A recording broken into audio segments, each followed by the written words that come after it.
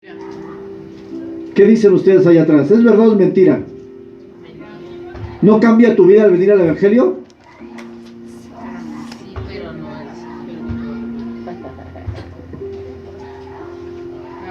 ¿Al venir al Evangelio hay cosas buenas? Sí. ¿Dios te bendice en lo económico? Amén. ¿Dios te bendice en la salud?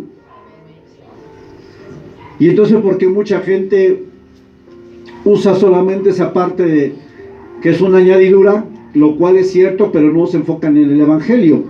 ¿Cuántos saben que muchas veces usamos el testimonio como el Evangelio, pero el testimonio no es el Evangelio? El hablar de nosotros es el resultado de encontrarnos con Jesús, pero no es el Evangelio. Y vamos a entrar en la primera, lo primero ahí, pásamelo, que la palabra Evangelio significa precisamente, como dijo Uziel, buenas noticias, ¿no? Ese es el significado en la palabra original, buenas noticias. Pero qué buenas noticias, ¿no? Y aquí ya vamos a entrar un poquito en lo que se refiere a la palabra evangelio, en qué consiste el evangelio. Y vamos que por lo menos hay 5 elementos que debemos de considerar para que podamos decir que se está predicando verdaderamente el evangelio. Vamos a la siguiente ahí, que dice elementos que debe contener el evangelio.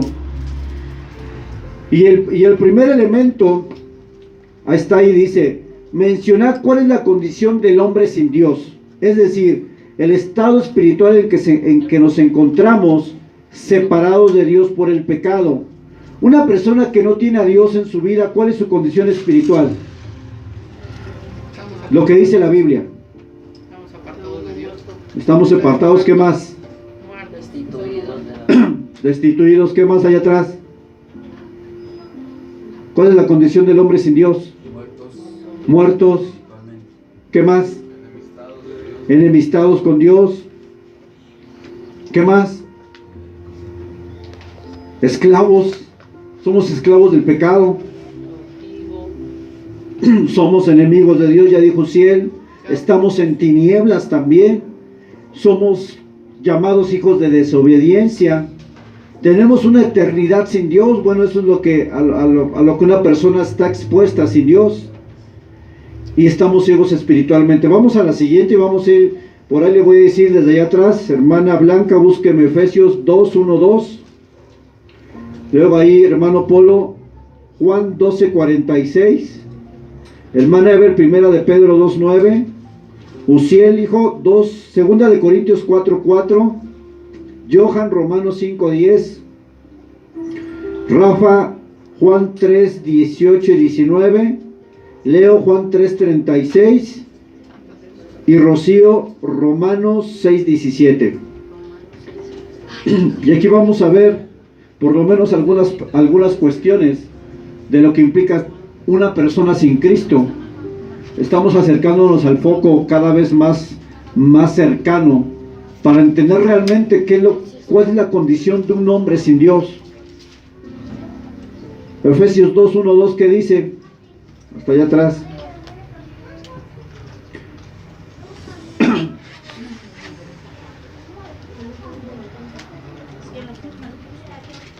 ¿Ya lo tiene, hermana?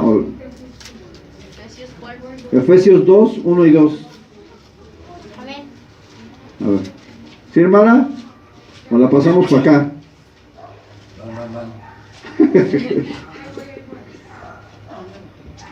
Bueno, vamos a brincarla a la que sigue y ahorita lo dice. Hermano.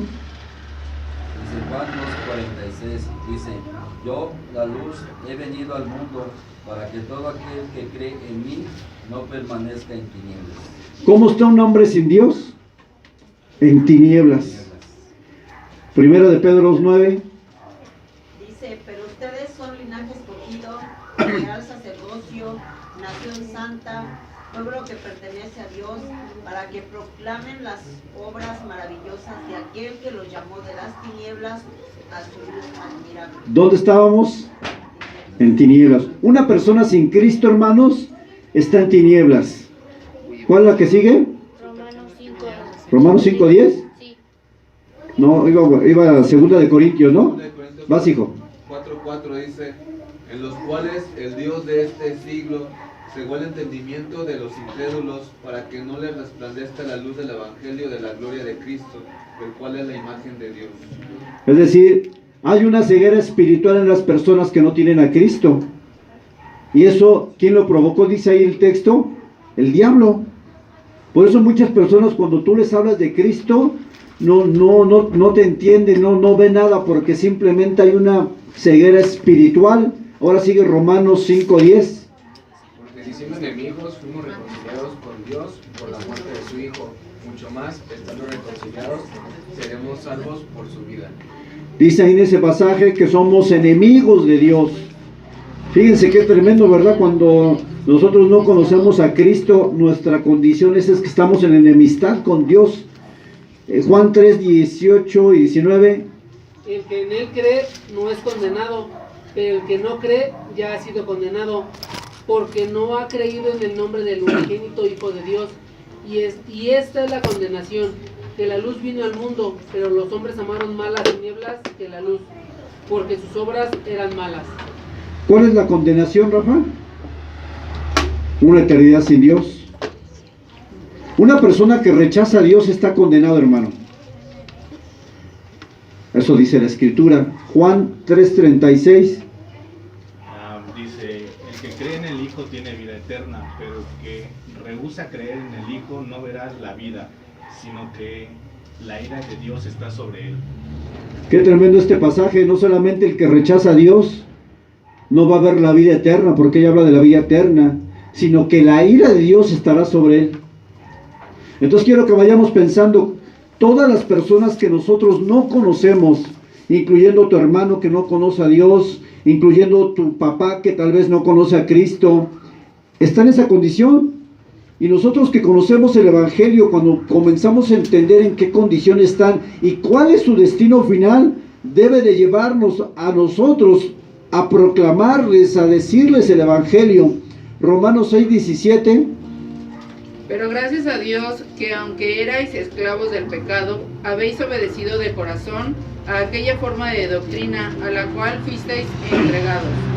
¿Éramos qué? Esclavos del pecado.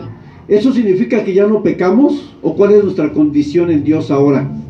Si dice la Biblia que Jesús nos hizo libres de la esclavitud del pecado, pero entonces ¿por qué seguimos pecando si dice el que nos hizo libres? ¿En qué sentido nos hizo libres? ¿En qué sentido somos libres del pecado? Cuando dice la Biblia que así somos libres del pecado, pero seguimos pecando. ¿Cómo que somos libres? O sea que ya no vamos a volver a pecar. ¿En qué sentido somos libres del pecado? En el sentido de que el pecado ya no nos tiene que gobernar como cuando estábamos sin Cristo. La Biblia dice en Juan que el que dice que no peca es mentiroso, ¿verdad? Y que hace mentiroso a Dios. Entonces sí seguimos pecando. La posición de un cristiano en Cristo es que ya no es esclavo del pecado, ya no está sometido totalmente al pecado porque el Espíritu Santo habita en él, Cristo habita en él. Sin embargo, hay un remanente del pecado con el cual todos luchamos sin excepción. Por eso Pablo dice que ay miserable de mí, ¿quién me va a librar de este cuerpo de muerte? ¿No? Porque a pesar de que Pablo ya había conocido a Cristo, él reconocía que en su corazón todavía pecado, que en su humanidad todavía hay pecado con la cual todos estamos luchando. Ya no somos esclavos del pecado. Ahora nuestra condición con respecto al pecado es que estamos en guerra contra el pecado. Ya no somos esclavos. Ahora estamos en guerra contra ese pecado. Ya esa esclavitud Cristo la derribó en la cruz. Ya no somos esclavos. Ahora estamos en contra de todo lo que es, de todo lo que atente contra la santidad de Dios. Entonces fíjense en una condición. Una persona que tú conoces el día de hoy, que sabes que no es cristiana, ¿cuál es su condición? Es esta. ¿Cuál es el destino de una persona que tú amas que no conoce a Cristo, hermano Polo? ¿Cuál es su destino? Muerte. Muerte, ¿qué más? Espiritual. ¿Pero qué más? ¿Cuál es el peor destino de un hombre sin Dios? ¿A dónde va a ir? Ahora pensemos en esto. Si nosotros conocemos a alguien que tú amas, como yo, un hermano, un primo, una mamá, un papá, que no conoce de Cristo y tú sabes cuál es su condición y su destino, ¿qué no haríamos porque conozca de Cristo, cierto? Si tú sabes que tienes un papá que no conoce de Cristo y que si el negarlo, dice Juan 3, 16 y 18, ¿no? Que negarlo es o rechazar a Jesucristo, el Hijo de Dios, te lleva a la condenación eterna. ¿No haríamos lo que fuera posible para que esa persona que tú amas conozca de Cristo? ¿O usted qué haría al saber eso? Es como conocer la cura de una enfermedad, la más grave. Tú la tienes en tus labios, tú sabes cuál es la medicina, sabes cuál es la cura, y quedarte callado. Porque saber que los hombres que no tienen a Cristo están en esta condición y saber que su destino es una eternidad sin Cristo, nos debería de llevar, nos debería de mover a compartirles la palabra, aunque nos rechacen, porque la palabra dice que no volverá vacía y porque tú no eres el que convences, es el Espíritu Santo. Así es que conociendo la condición del hombre sin Dios, debería ser un aliciente para compartir la palabra a aquellos que no conocen de Dios. A veces nos cansamos de predicar a las personas porque decimos, no, ese ya no tiene salvación. ¿No se ha cansado usted? Desechamos a las personas y decimos, ese ya, pastor, ese ya lo entrega a Satanás. No, hermano, no hay que entregar a Satanás a nadie. Dice la Biblia que Jesús vino para que todos procedan al arrepentimiento y que nadie se pierda. Ese es el deseo de Dios, que nadie se pierda. Pero nosotros a veces damos por perdido lo que Dios no ha dado por perdido. Ese es el problema con nosotros. El problema nuestro es que a veces nos rendimos cuando Dios no se ha rendido con alguien. Ese es nuestro problema como seres humanos. Y si estamos aquí fue porque a lo mejor alguien no se rindió con nosotros, porque estábamos en la misma posición. A mí cuántas veces mi mamá me decía, ve a la iglesia, busca de Dios, y entre más me decía ella, yo más rock escuchaba en la casa. Yo ponía Iron Maiden y tenía unos pósters de esos diabólicos en mi cabeza, así todo tapizado cuando era joven. Y mi mamá me decía, hijo, busca de Dios, y yo que le decía, mira mamá, a mí no me interesa saber nada de Dios, no me interesa, simplemente déjame vivir la vida loca y hasta que yo quiero vivir. Pero mi mamá sabía que mi destino no iba a ser el mejor, por eso insistió y insistió, hasta que un día yo tomé la decisión de acercarme a Cristo. El Evangelio consiste en que el hombre sepa cuál es su condición, pero hay algo muy importante, que nosotros como cristianos no debemos de caer en un extremismo, de solamente predicar, no, tú te vas a ir al infierno, estás perdido sin Cristo, no, te van a caer las plagas, y total empezamos a predicar de tal manera que la gente dice, wow, provocamos terror en el corazón. Y a veces la gente no se va a acercar porque tiene deseo de conocer a Dios, sino ¿por qué? No, imagínate un lago de fuego donde no muero, donde me estoy consumiendo vivo, donde los gusanos me están comiendo. Wow, no, pues imagínate, no. Sí, donde afirmo, ¿no? Casi.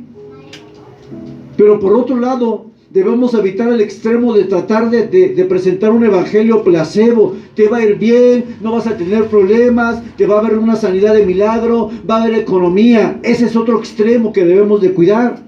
Hay dos extremos, uno el condenación y otro el permisivo. Debemos estar en el centro de la palabra de Dios, y eso nos enseña la palabra de Dios, que es cierto, la condición del hombre sin Dios es necesaria que la gente sepa cuál es su destino sin Dios, pero por otro lado también es necesario que la gente sepa que tenemos un Dios de nuevas oportunidades y que Él perdona los pecados. No importa qué pecado traigamos el día de hoy delante de la presencia de Dios, Dios no va a perdonar algo de nosotros, lo va a perdonar. Cuando nosotros predicamos el Evangelio no debemos de caer en ningún extremo. Usted se va a ir al infierno si no saca esa imagen, usted es un pecador, usted es un miserable. No, pero tampoco, hermano, usted venga a Dios y su vida se soluciona. No es así. ¿Qué nos va a dar una centralidad? Conocer la palabra. El primer elemento o lo primero que el Evangelio debe contener es que el hombre debe de conocer cuál es su condición sin Cristo. Esas son las malas noticias. Pero las buenas noticias a las que se refiere el Evangelio es que Él murió por nosotros, es que Él entregó su vida, es que Él resucitó. Que eso nos lleva al segundo punto, la muerte de Cristo. ¿Qué implica la muerte de Cristo? Primero, Romanos 5:10, que ese ya lo había leído, pero hay que leerlo otra vez. ¿Hay quien sigue aquí? Jessy, Romanos 5:10. Aquí está Kristen, hija. Marcos 10:48. Y... Me da muchos nervios. No, hija, pues no te vas a leer un versículo. Ay, No. ¿Marcos qué? Efesios 1:7. Mi esposa primera de Timoteo 2:6, perdón. Y vamos para allá atrás. ¿Marcos qué? 10:48. Efesios 1:7. Primera de Timoteo 2:6. Allá atrás, Tito 2:14. Nancy, Tito 2:14. Luis, Hebreos 9:12. Luego sigue allá adelante, hermano Polo. Segunda de Corintios 5:21. Abisair también, ¿por qué no me dices nada? Bisair, ay Dios mío. Segunda de Corintios, Bisair 5:21. Bueno, entonces Primera de Pedro 3:18. Bisair. Oye, usted cambia los nombres, hermano. Primera de Pedro 3:18. Rafa. Y Leo, Isaías 53:5. Primera de Pedro 3:18, Rafa, y Leo, Isaías 53:5. No, la primera de Pedro 3:18 la tiene Vicky. No. La primera de Pedro 2:24. Pedro 2:24 y tú primera de Pedro 3:18. Por eso. No estamos jugando, A ver, allá atrás, Romanos 5:10. ¿Hacia aquí? Venga. Porque si siendo enemigos fuimos reconciliados con Dios por la muerte de su Hijo, mucho más, estando reconciliados, seremos salvos por su vida. ¿Qué sucede con la muerte de Cristo hacia nosotros? ¿Somos qué? Reconciliados. ¿Cuál sigue? Marcos 10:48. Dice, y muchos le reprendían para que se callase, pero él clamaba mucho más, Hijo de David, ten misericordia de mí. ¿Eso es Marcos 10:48? Sí. Te equivocaste. No, me equivoqué yo. Te equivocaste, Tache guarachica. Efesios 1:7. En quien tenemos redención por su sangre, el perdón de pecados, según la riqueza de su gracia. ¿Somos qué?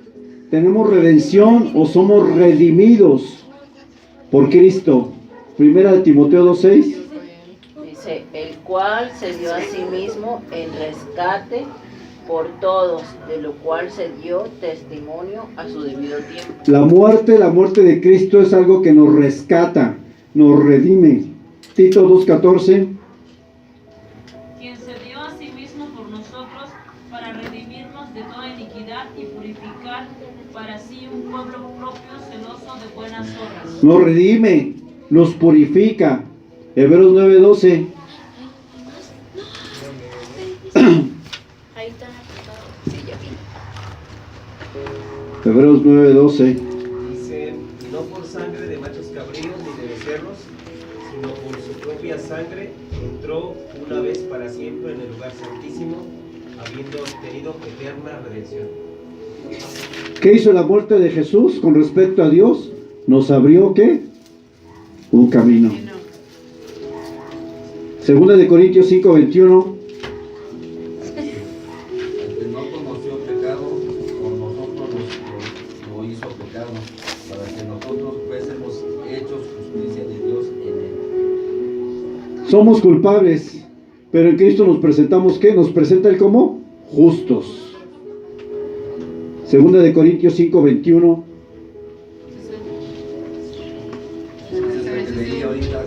Ah, es que lo repetí ahí, entonces, perdón, saltes a la que sigue, primera de Pedro 2:24.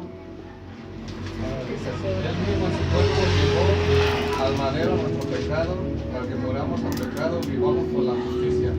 Por sus heridas ustedes han sido sanados. Él mismo llevó en la cruz nuestro pecado, para que por su muerte seamos justos, o sea, se nos presente en justicia, ¿no? Primera de Pedro 3:18. Porque también Cristo padeció una sola vez por los pecados, el justo por los injustos, para llevarnos a Dios. En el cuerpo sufrió la muerte, pero en el espíritu fue vivificado. El justo por los injustos, para presentarnos justos delante de Dios. Isaías 53:5. Dice, mas él herido fue por vuestras rebeliones, molido por vuestros pecados, el castigo de nuestra paz fue sobre él, por su llaga fuimos nosotros curados. En otras palabras, la muerte de Jesús fue una muerte sustitutiva. Él tomó el lugar que merecíamos nosotros. Él tomó el lugar, como cuando Abraham sabemos que iba a sacrificar a Isaac, y sabemos que aparece ahí un cordero enredado, ¿verdad? Y sabemos que eso es una tipología de Jesucristo. Dios proveyó lo que iba a ser sacrificado en sustitución de su propio Hijo. Así es que eso era una sombra de lo que Jesús iba a hacer con nosotros. Y lo que hacían los sacerdotes cada año al sacrificar un cordero sin mancha era también un tipo de Cristo. Es decir, ese cordero representaba a Cristo y nuestro lugar que Él tomaría por nosotros. Fíjense lo que la muerte de Cristo representa para el cristiano: que somos reconciliados cuando éramos enemigos, que somos justificados cuando no éramos justos, que fuimos redimidos, que fuimos rescatados, que hubo una muerte sustitutiva donde Él toma el lugar que nos tocaba a nosotros en esa cruz por nuestros pecados. Entonces podemos darnos cuenta que la muerte de Cristo va mucho más allá de solamente decir, Cristo murió en la cruz. No, al morir Cristo hay ciertas enseñanzas que la muerte de Jesús desprende, como la redención, la justificación, la reconciliación, una muerte sustitutiva, y que somos rescatados por Jesús a través de su muerte. Todo esto sucede en la cruz y muchas cosas más. Cuando Jesús va a la cruz, hace muchas cosas. La cruz implica más que esto, hay muchas más cosas que pudiéramos hablar, pero de alguna manera general, en la cruz del Calvario sucede todo esto. No fue solamente que un hombre muriera más en la cruz Jesucristo cumple la misión que el Padre le dio desde el cielo. ¿Cuál era la misión de Jesús en esta tierra? ¿Cuál era? Morir. Él vino a morir. Las sanidades y los milagros fueron añadiduras, pero Él vino a morir. Su misión desde el cielo era morir. Él vino a tomar nuestro lugar. Era la única manera en que Jesús cargara el pecado de la humanidad para que nosotros pudiéramos tener acceso a la presencia de Dios. Entonces imagínense lo que la muerte de Jesús implica para un cristiano. Significa que yo entiendo que mi lugar era la cruz y el sufrimiento que Él tomó era para mí. Pero Él dijo, no, yo tomo tu lugar. De hecho la misma Biblia dice que habría una carta con todos nuestros pecados, con los decretos que eran en contra de nosotros, pero que Él tomó esa carta y Él la deshizo por causa de nosotros. Así es que la muerte de Cristo es mucho más allá. Si lo vemos con un lente mucho más profundo, debemos entender que en la cruz suceden muchas cosas, más que sufrimiento, más que todo el dolor que Cristo sufrió en la cruz. Él tenía un propósito, y por eso una de las palabras últimas de la cruz es: consumado es. He acabado la misión. He cumplido el propósito de mi Padre. Y en Getsemaní vemos diciéndole a Dios: Jesús, si quieres, pase de mí esta copa. La copa representaba la ira de Dios y el abandono de Dios a su Hijo en la misma cruz. Pero Jesús estuvo dispuesto a que la presencia de su Padre lo abandonara por un momento para que Él cargara con todo el pecado. Jesús estuvo dispuesto a ser el recipiente de la misma ira de Dios que a nosotros nos hubiera consumido, para que nosotros hoy fuéramos libres y viviéramos como personas libres y viviéramos en el Evangelio de Jesucristo. La cruz va mucho más allá que una muerte, que hoy se recuerda como Semana Santa, que la gente va, la gente reconoce el sacrificio, la gente se congregan miles en muchos lugares en todo el mundo, viendo un evento histórico, pero es un evento histórico para muchos, porque la cruz es más que un evento histórico. La cruz partió el antes y el después para la humanidad, para todos aquellos que reconocen a Cristo como su Señor y Salvador. Es más que un evento histórico. Para muchos de nosotros, la cruz fue un antes y un después de nuestra vida. Para mí fue un antes y un después. En mi vida personal como Rubén Castrejón, conocer a Cristo fue un antes y un después. Cambió toda mi perspectiva, cambió mi manera de ver la vida, cambió mi manera de vivir.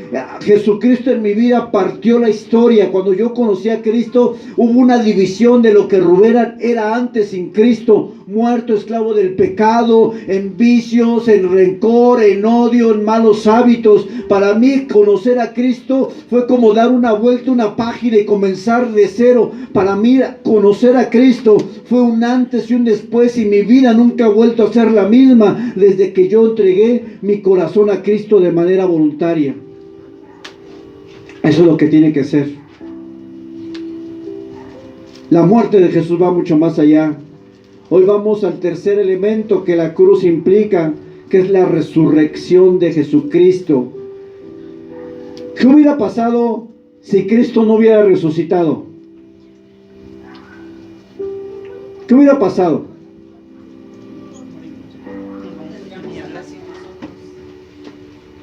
Entonces, ¿será que la resurrección tiene más peso que la muerte? ¿Qué piensan? Precisamente que tenga más peso, tuvo que morir para resucitar, pero si hubiera muerto nada más, si hubiera quedado en la tumba, no estaríamos nosotros aquí, hubiera sido nada más un profeta, como dicen. Hubiera sido un buen orador, una persona con buenos milagros, buenas intenciones, pero la resurrección. Y vamos a 1 de Corintios capítulo 15 versículo 3, ahí lo tengo en la pantalla también. Creo que tengo, a ver cuál puse primero. Ok, sí. Dice ahí: porque primeramente os he enseñado lo que asimismo recibí, hablando Pablo, que Cristo murió por nuestros pecados, conforme a las Escrituras, y que fue sepultado y que resucitó al tercer día, conforme a las Escrituras. Pablo nos presenta dos elementos del Evangelio que son indispensables. Debemos de anunciar la muerte de Jesús, pero también tenemos que anunciar su resurrección. Y ahora sí viene la siguiente diapositiva. Aquí se concentra todo lo que nosotros debemos de saber. Y si Cristo no resucitó, vana es nuestra predicación y vana también es nuestra fe. ¿Qué quiere decir esto? Que sin la resurrección de Cristo no tendría sentido nada de lo que hacemos. Si Cristo no hubiera resucitado, hubiera sido como un Mahatma Gandhi de la historia, un Martin Luther King de la historia, gente buena, gente que buscó hacer justicia, hubiera sido un buen orador, hubiera sido una persona que tenía carisma, pero lo que hace a Cristo y lo que hace nuestra fe verdadera, genuina, y que no hay ninguna otra verdad como la que Cristo muestra a través de la palabra de Dios, es su resurrección. Sin resurrección no tendríamos predicación ni tendríamos fe. Era necesario que Él resucitara. Ese Es parte de la culminación salvífica del plan de Dios desde Génesis 3:15 y Génesis capítulo 12, donde Dios le da la promesa a Abraham, que sus generaciones, la promesa viene desde el Antiguo Testamento, pero la resurrección de Cristo es el pináculo de su obra perfecta redentora. Si Jesucristo no hubiera resucitado, nuestra fe, dice Pablo mismo, sería en vano todo sería en vano. La resurrección es algo que cuando nosotros predicamos tenemos que anunciarla, tenemos que decirla. Él murió, pero Él resucitó. Él dejó la tumba vacía. La muerte no lo pudo contener. La muerte no lo pudo sostener, no lo pudo contener, porque Dios lo resucitó de los muertos, dice la palabra. Dios lo levantó de la muerte y conquistó en la cruz a todas las huestes del enemigo, dice la palabra de Dios, y venció a la muerte. Jesús, con su resurrección, simplemente está ratificando que Él era el Hijo de Dios y que Él era Dios mismo. Jesús es Dios. Jesús. Piensa un poco en esto, hermano. ¿Cómo no entregar nuestras vidas a aquel que entregó su vida por nosotros y aquel que fue levantado de los muertos para culminar y para afirmar la convicción que hoy tenemos como cristianos? ¿Cómo no entregar mi vida a Él cuando Él ha dado todo en la cruz? ¿Cómo no entregar mi vida a Él cuando dice la palabra que nosotros le amamos a Él porque Él nos amó primero a nosotros? Nosotros no buscamos, no fue nuestra intención. Él nos amó primero y por eso dice la Escritura que envió a su Hijo para entregarlo por nosotros. La resurrección es una parte fundamental en lo que es el Evangelio. Pero este Evangelio nos llama a algo. No solamente es saber su muerte, no solamente es conocer la resurrección de Jesucristo. Eso es importante, es un elemento. No solamente es importante saber cuál es la condición del hombre sin Dios. Vamos al siguiente punto. El Evangelio es un llamado al arrepentimiento. Es un llamado al arrepentimiento. Esto es lo que hace la diferencia de aquellas charlas tal vez motivacionales que te dicen: cree en ti mismo, cree que tú puedes hacer las cosas. El Evangelio no es una charla motivacional, porque tú vas a los grupos y te dicen: pues confía en ti, tú tienes el poder. Tú eres capaz, tienes la habilidad, tienes el talento, tú eres capaz de salir adelante. Cree en ti. Y eso lo dicen en algunas iglesias también. Dios, y nos hacen sentir como que en nosotros hay algo especial, cuando no hay nada especial en nosotros. Somos pecadores. No somos especiales. Simplemente la gracia de Dios nos ha alcanzado. No somos especiales. El Evangelio tiene un llamado de arrepentimiento. ¿Qué predicó Jesús cuando vino a esta tierra y comenzó su ministerio? ¿Qué predicó? Arrepentíos. Jesús predicó arrepentimiento. Y vamos allá a los versículos. Lucas 5:32. ¿Quién seguía por acá? ¿Dónde nos quedamos? Lucas 5:32.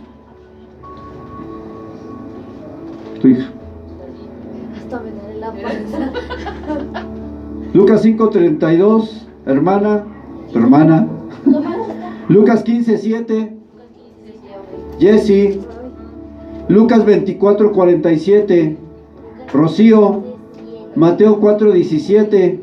Leo, segunda de Pedro 3:9, Rafa, Hechos 2:38 y 3:19.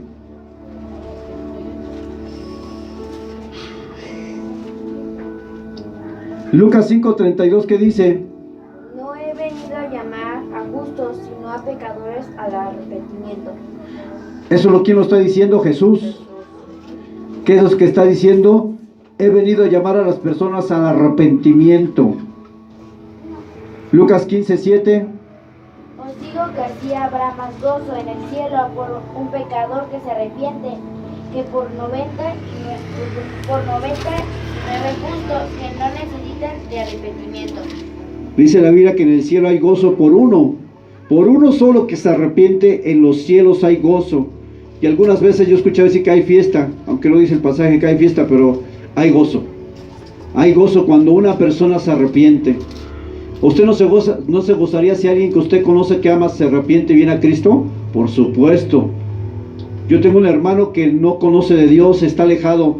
¿Cómo me gustaría verlo rendido a Dios? Me encantaría verlo buscando de Dios, porque él tiene un propósito de Dios.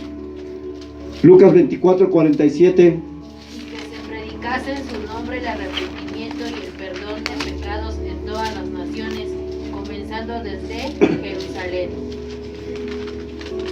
El llamado o el evangelio tiene que contener arrepentimiento y también perdón de pecados. Es decir, no solamente debemos decir arrepiéntete.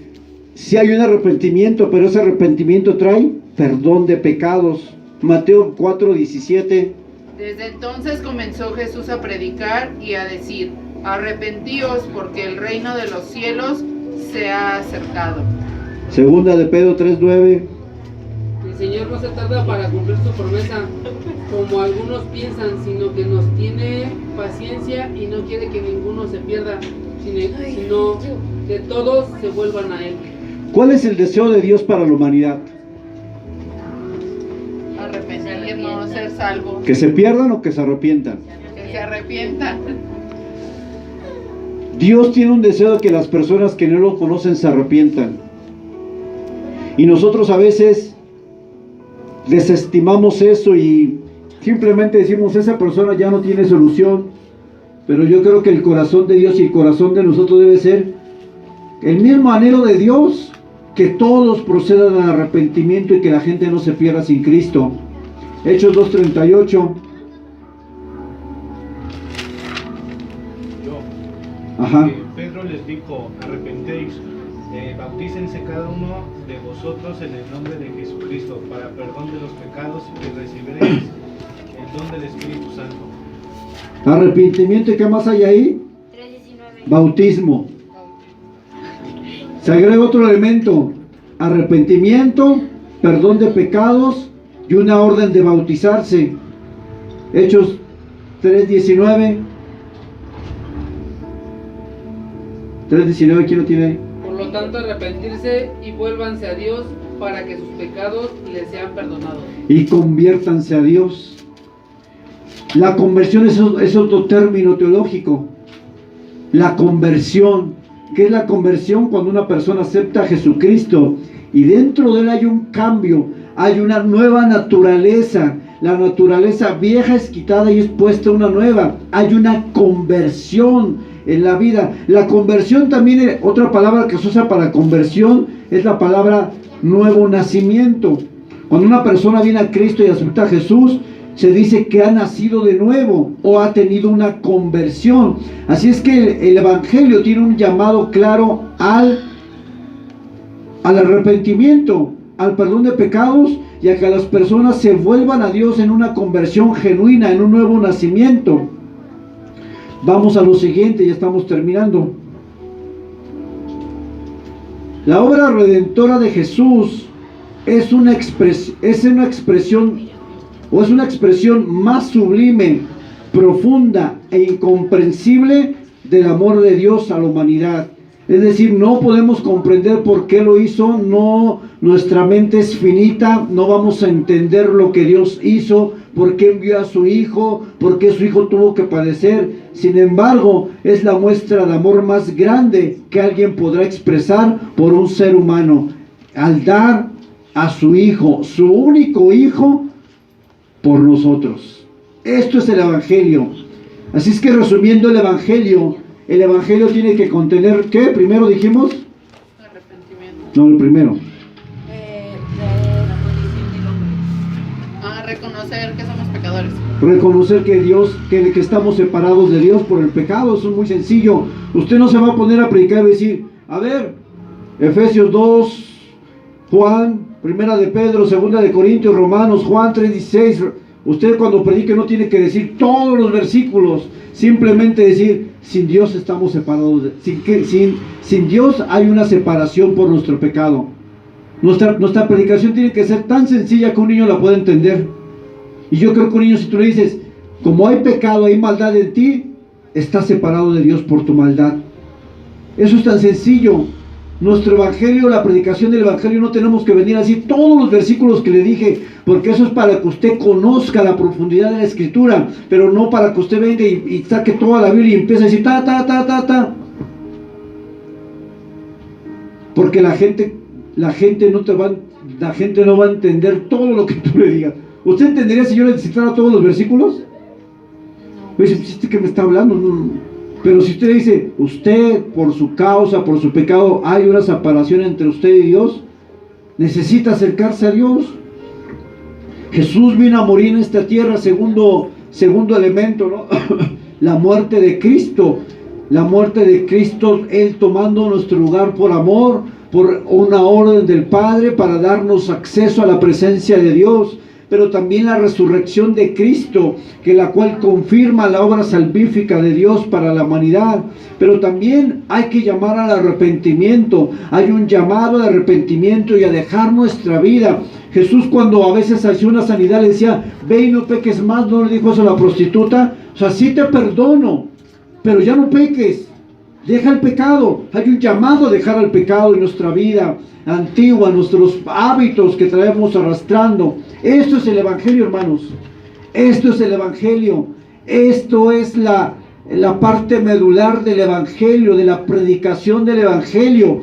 Predicar cualquier otra cosa que no sea esto, no es el evangelio. Y a lo mejor nunca los enseñaron, ¿verdad? Y la gente que no viene, por ejemplo, como hoy, y que el domingo voy a hablar de lo que es evangelio, la gente no va a saber qué es el evangelio. Yo les aseguro que no lo van a saber, o la mayoría no lo va a saber. Y por eso nosotros nos alejamos tan fácil de Dios, porque cuando entendemos lo que Cristo hizo, lo que su muerte representa, lo que la resurrección representa, yo no me alejo de Dios por cualquier cosa, porque sé lo que el evangelio es para nosotros. Y vamos a la siguiente diapositiva, y no la pases todavía. Y voy a hacer la pregunta, ¿qué no es el evangelio? ¿Qué no es el evangelio, hermano Polo? ¿Qué no es? Es hacer todo lo que el mundo nos da. Ese no es el evangelio. ¿Qué más no es el evangelio? ¿Qué no es? Hablar algo que no es de la palabra de Dios. Exacto. ¿Cómo qué? ¿Qué no es? Pensamientos personales. O sea, ideas que yo pueda tener que no estén basadas a la Biblia. ¿Has escuchado muchas veces en las campañas que te dicen, ven a Cristo y tus problemas se solucionan?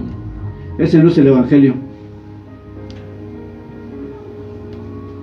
Y vamos ahora sí a ver lo que no es el evangelio. Pasa a la siguiente ahí y ya estamos terminando. Lo primero que no es el evangelio, no es una garantía de prosperidad material o sanidad física. Eso no es el evangelio. Dios en ningún lado de la Biblia nos dice, ven a mí y vas a ser rico. Eso no lo dice Dios. Ni tampoco nos dice, ven a mí y no te vas a volver a enfermar. ¿No? No es una garantía. ¿Qué pasó ahí? No es una garantía de prosperidad ni de sanidad física. Ahora, ¿Dios nos puede dar prosperidad? Sí. ¿Nos puede dar sanidad física? También, pero eso no es el evangelio. El evangelio no es tu testimonio personal. Y cuando me refiero a testimonio personal, me refiero a cuando tú dices, Dios cambió mi vida, me quitó esta adicción, cambió mi mal carácter. Eso es testimonio, pero eso no es el evangelio. ¿Qué es el evangelio? Lo que acabamos de ver, ¿no? La condición del hombre sin Dios, la muerte, la resurrección de Jesucristo, un llamado de arrepentimiento, un nuevo nacimiento. Ahora, ¿el testimonio personal es malo? No. Es muy bueno. Pero lo que quiero que entendamos que esto no es el evangelio. Y muchas veces lo podemos usar y por supuesto que eso la gente dice, wow, pues si esa persona puede cambiar, yo creo que también puedo cambiar. Puedes dar tu testimonio personal, pero no olvides dar el evangelio, porque si tú solamente damos el testimonio personal, la gente va a llegar porque quiere dejar un mal hábito, pero no porque quieren hacer de nuevo y tener un encuentro con Jesús, ¿sí me entienden? La gente puede venir a Cristo porque tiene un problema de adicción fuerte en alcohol, por ejemplo, y dicen, yo voy a Cristo para dejar de tomar, pero eso lo puedes hacer en el AA, sin necesidad de venir a Cristo. ¿Están de acuerdo? ¿Están de acuerdo que una persona puede dejar cualquier adicción sin venir a Cristo? Sí. Hay gente que tiene una fuerza de voluntad muy fuerte y ni siquiera tiene que venir a la iglesia para dejar ciertos hábitos. Pueden ir con un buen psicólogo, un buen terapeuta, dejan su adicción. Pero el evangelio es más que una buena plática. El evangelio lo primero que hace es cambiar tu eternidad, y eso va más allá que dejar un hábito. El hábito es una añadidura, la bendición física es una añadidura, la prosperidad material es una añadidura, pero el evangelio lo que soluciona es el problema más grande del hombre, es que sin Cristo tiene una eternidad en el infierno, y el evangelio trae un puente al cielo a través de Jesucristo. No es que esto sea malo, ni esto incluso, pero no podemos poner esto antes que el evangelio mismo. No es una garantía de no tener problemas tampoco. Cuando nosotros venimos a Cristo por primera vez, ¿has tenido más problemas que antes? Que hasta uno dice, oye, pero creo que cuando no estaba con Cristo me caía más dinero, tenía más pegue con las chavas, o los chavos, o había más bendición, tenía más dinero incluso. Yo ahora vengo a Cristo y tengo más problemas. El evangelio no promete que no va a haber problemas. De hecho, Cristo promete otra cosa. ¿Qué promete Cristo? ¿Qué le dijo a sus discípulos? ¿Vamos a tener qué? Jesús le dijo a sus discípulos, vas a tener aflicciones. ¿Quién quiere el evangelio? No ha venido a traer paz y una espada. Dice, yo no he venido a traer paz y una espada. Dice, yo he venido a traer disensión en la familia. ¿Sabía eso que dice la Biblia? Sí. Que ha venido a traer, cuando tú vienes a Cristo, ha venido a traer separación en la familia. Padres contra hijos, hijos contra padres. ¿Sabe por qué? Porque una vez que un hijo se convierte a Cristo, se vuelve enemigo de los que viven ahí. Por eso Jesús dice, yo he venido a traer separación. No de cristiano con cristiano, sino de un cristiano que habita en una casa donde nadie comparte la fe. Ahí ese cristiano se vuelve el enemigo de todos. Y todos lo atacan, se burlan de él. Ay, él es un santurrón. Ay, ¿por qué vas a la iglesia? Ay, pues ya vete a vivir allá a la iglesia, llévate tus cobijas. Ese cristiano se vuelve un enemigo en su propio hogar. ¿No le pasó así cuando vino a Cristo? Tu propia familia. Eso es lo que el Señor dice que vamos a tener. El evangelio no es el medio de obtención para beneficios personales. ¿Sabía que hay gente que abre iglesias para recibir dinero? Sí. Hay gente que no lo hace por Dios, lo hace por beneficios personales. Incluso nada por ser vistos. O por ser vistos, o para que me van acá predicando. Y el evangelio no es para obtener algo personal. El evangelio es para que el nombre de Cristo sea glorificado. Y por último, el evangelio no es un mensaje de superación personal. Ya estamos acabando. ¿Qué más podrían decir que no es el evangelio?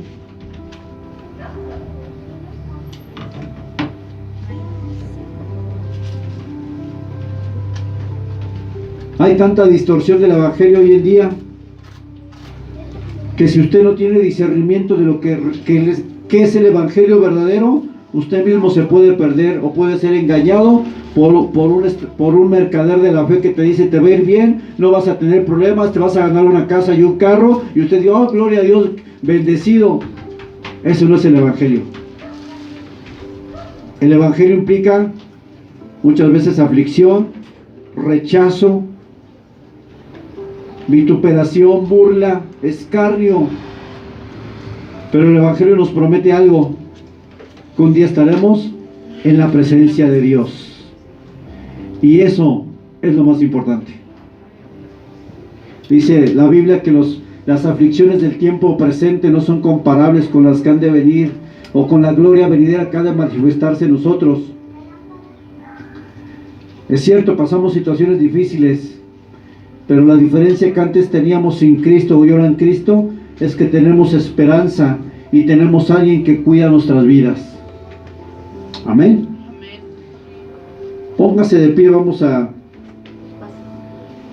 orar. Póngase de pie.